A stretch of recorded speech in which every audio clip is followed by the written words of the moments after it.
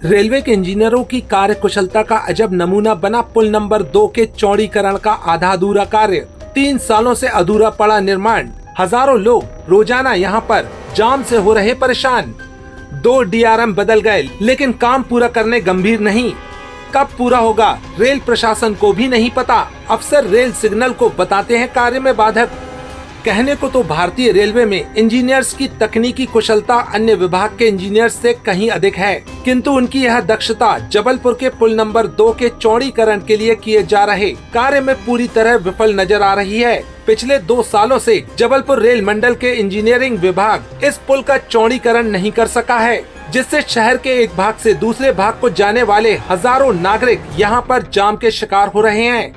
Railway के इस पुल number 2 से निकलने वाले हजारों लोग रोजाना पुल के एक छोर पर पुल के चौड़ीकरण के लिए लगाए गए अंडर ब्रिज के ढांचे को देखकर यही कह रहे हैं कि आखिर रेलवे इस कार्य को कब पूरा करेगा, जबकि रेलवे के पास इस कार्य के लिए तकनीकी कुशलता की कोई कमी नहीं है। उसके इंजीनियर्स संघ लोक सेवा आयोग UPSC की कठिन परीक्षा उत्तीर्ण कर रेलवे सेवा में आते हैं। उनकी यह विशेषज्ञता इस पुल नंबर 2 के आगे फेल क्यों हो रही है?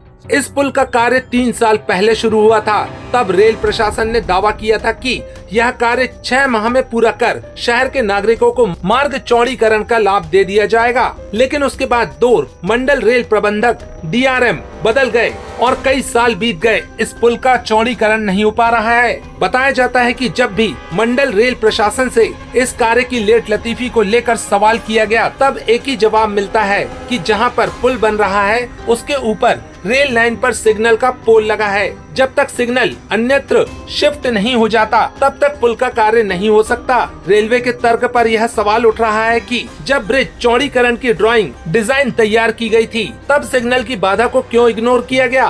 पुल नंबर 2 से रोजाना हजारों लोग निकलते हैं। रांझी, खमरिया, गोरा बाजार, बिलहरी, तिलहरी आदि क्षेत्र से शहर आने व जाने वाले लोग इसी पुल के नीचे से गुजरते हैं। साथ ही स्कूल, कॉलेज आने जाने के समय भी यहाँ पर जाम की स्थिति बनी रहती है। यही नहीं, निर्माणाधीन पुल के ढांचे के कारण उससे लगी रेलवे कॉलोनियों के लोगों को 1 किलोमीटर घूमकर GRP थाना के पास वाले मार्ग से आवागमन करना पड़ रहा है।